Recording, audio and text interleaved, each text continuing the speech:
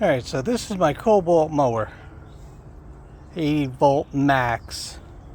As you can see, this is your start button. There's no battery in here, so it won't work. This is your safety lever. And this is your self-propel button. So mine died recently. The self-propelled wasn't self-propelling. So I learned how to take it apart by taking one apart.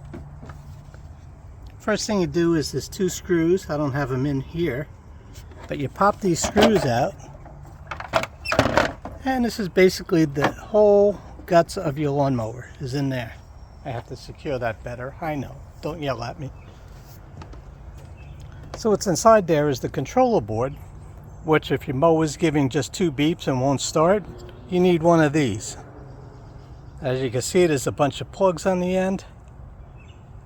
So all you basically have to do is buy a new one. They're online, you could find them, and plug everything in. If you look at all the connectors, every plug is different, so you can only go one way. You can't possibly plug something in wrong. The second thing you might have to do, and which I had to do, is the self-propelled. Now you say, oh, the self-propelled must be up there. No, it's in the back axle. More importantly, you'll see these two axles are different, and I'll show you what that looks like. One of them is just a drive wheel with the lever to go up and down different heights. The other one is where the motor connects to. Motor is held together in an enclosure like this, and as you can see, there's a few screws in here. Let me get my glasses on so I could show you. It was a little tricky the first time I took it apart. This is actually the back side. This stays attached to the axle. This is the piece that you got to take off. And as you can see, there's 1, 2, where's the third one? 3 screws and a couple of clips. These clips just clip one side to the other. So just clip here, clip here. So once you take all those clips out, I think there were more screws. Yeah, there were 2 screws in the top here. See that one? Goes from the bottom side. You got to take that out. And these are all with torque screwdrivers, T10, 15, and 20. Once you get it out, here's your motor. So this is a self-propelled motor. This one was not running. It's still not running now. I have to clean up the brushes. Those, let me see if I can focus. Those are the brushes right there. So I'm guessing one's not making contact. But I'll take that apart. I mean, there's really nothing to this motor. It's a motor, it's a couple of brushes, and it gets the power in. So I'll figure out what's wrong with that later. But that just basically goes up into, let me see if I could show you. Well, it goes up into the wheel. Pause. Alright, so this is the piece. This is on. The tire goes on top of that. That's held in. Tire is held in by a simple nut in the middle. I'll show you that in a second.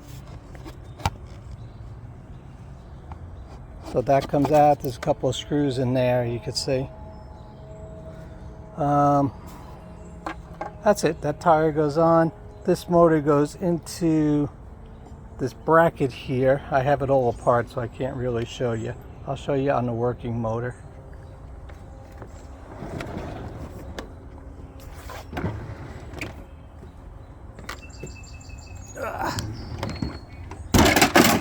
Oops. Don't flip your lid. Be careful to flip your lid.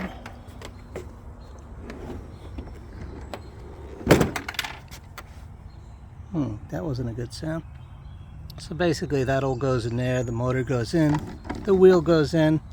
When you do take it apart, the axle is held in with a couple of circlips. I don't know if you know what a circlip is, but you really need a special tool to do it right. I didn't have the tool, so I just kind of mangled it in and out with a screwdriver and a pair of needle nose. But that's pretty much all there is to it. There's nothing to these mowers. This bracket works on this wheel, which raises and lowers it, which controls that wheel and connects up front. You know, so raising and lowering the mower, much simpler than most mowers I've seen. Here's of course your ignition switch you could take out. I've never taken that out other than right now. That's it. There's nothing to this motor. I'm not going to go into how to change the motor because I don't know if you saw the rust on the bottom. Quite a bit of rust on there. So if that engine fails, the odds are the mower's rusted out and you need to replace it. Considering the cost of the batteries, it's cheaper to replace the mower with one off of Marketplace or something. The controls I'll take apart another day because when I did it, the variable speed adjust is not working. So I'm guessing one of the wires inside here is off. I'll do that as a separate video on how to take that apart. Basically, there's the 4 screws here with nuts on the back. Then a bunch of screws on the bottom, a couple there. Whoop. This whole piece comes out. This bracket kind of just sits in there. There's 2 single pole, single throw switches in there to control this, and self-propelled, just single pole switches. Once you close those switches, it goes. So we'll take that apart another day. Like I said, the variable speed's not working, so you got to kind of feather the clutch. And that's about it. These mowers are super easy to work. You take the axle off, you don't have to take it all apart. Like this one's all apart. You don't have to do that. Once you take off the half of the housing, the motor will slip out. It kind of goes in to a piece in there, which engages the wheel. Once you get the motor out, you don't have to take it all apart like I did here with both halves. You can get the motor out, change it, fix it, repair it. You can't find these. These are unobtainium. I haven't found a practical vendor for it. But I did have, like I said, I had a spare one I bought for parts. The blade alone, I paid like 25 bucks for that. The blade alone is 20 bucks, which I'm running on my push one. I have another one that's just push. This is a self-propelled. This needs a new blade. But you could get those online. You could get the controller online. You just can't. I haven't found a source for this motor yet. The closest I found, one guy on eBay was selling the whole axle for 100 bucks. Which for 100 bucks I'll buy a new mower. They're around. People don't like the 80 volts. I have all my tools. I have the blower, I have the hedge trimmer, I have this little guy here, a nice little rototiller for the garden. Not a big rototiller, but for my garden and the needs that I have, it's perfect for that. Same batteries. As you can see, it gets clogged because I was doing it with some high grass. And that's pretty simple. I take this out, pop that out. You can take these blades off with a little WD-40. They come right off. And then you take the grass out. So I got to do that with all the blades so I can run it again. Kind of binds up a little easy, but not too bad. I did my whole garden with this. Great tool. Like I said, I have the string trimmer, the blower. The hedge clippers are beautiful hedge clippers. I love those. I'll show you those in another video too. They're 22 inch, I think. And it's fantastic. So that's it. That's my mower video. And in a second, I'll show you me running it for the first time. Realize it runs. Let me get this back. This has to mount in there better. I'll secure that later. I want to take this whole mower apart, obviously, and clean it. Now that I got it running, I'm going to spray the bottom with the rusty areas. Let me show you that. I have this stuff that I use. Rust reformer converts rust to a protected paintable surface. This thing was rusted out completely, and I gave it one quick over with that spray paint. It looked kind of like that rust, and it does that. Here, I'll show you quick.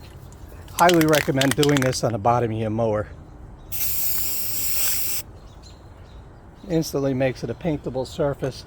I still have to go over this with something else, but it was a beautiful lamb. I gotta finish some spots. I don't know. Yeah, you can see the legs I haven't done yet. I didn't want to paint my deck. That rust became this. So, recommend this highly. Works great. Use it on my car. Use it on anything that's rusty. But right now I'm going to do the bottom of the mower with it. Anyway, peace out. Love Cobalt. 80 volt rocks. Oh, where can you get 80 volt? Lowe's doesn't sell it in stores anymore. Only online through their web store. But you can still get the mowers. They have a ride-on mower for $2,500. Don't recommend the ride-on mower. That's just too much money. You might as well just get a self-propelled. Stop being lazy. Oh, I found this is the piece that goes on top of that axle. To get that on, there's two circlips. One has to go on the bottom. There's a little slot on top of the axle. Can I show that to you? I don't know. Yeah, right here. All right. Where's the bottom clip? See the clip right there? So the bottom one goes in there. The wheel goes on, and the top circlip goes in the top one on top of this gear. So it's circlip, gear, other circlip. That holds this piece in place. That's what goes and attaches to the tractor wheel on top of the axle. Well, I took it apart and I put it back together. Let's see if it works.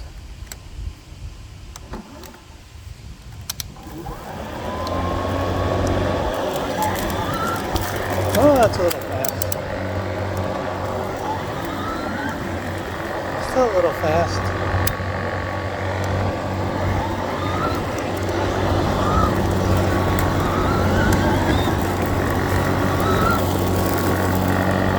It does appear to be working. Let's try it with the blade down a little.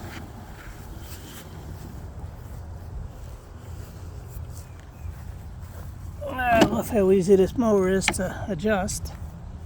Go to a 4.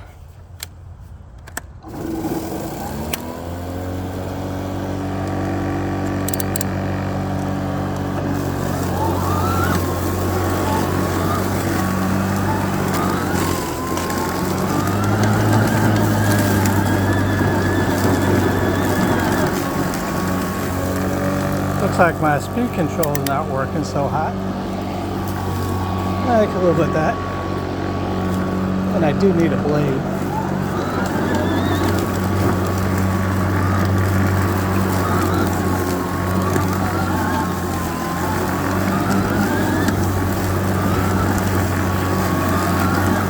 I just gotta feather it.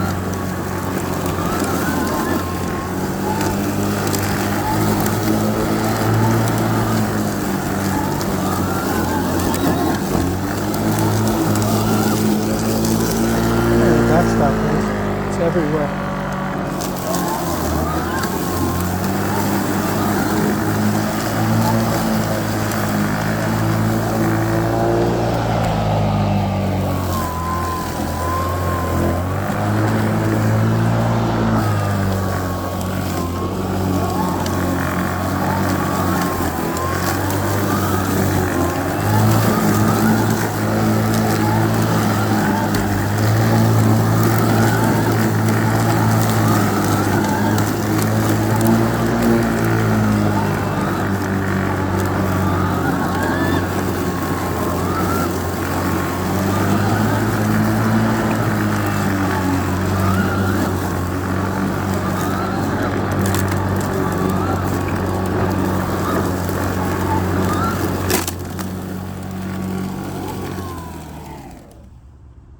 Well, that's broke. Cool.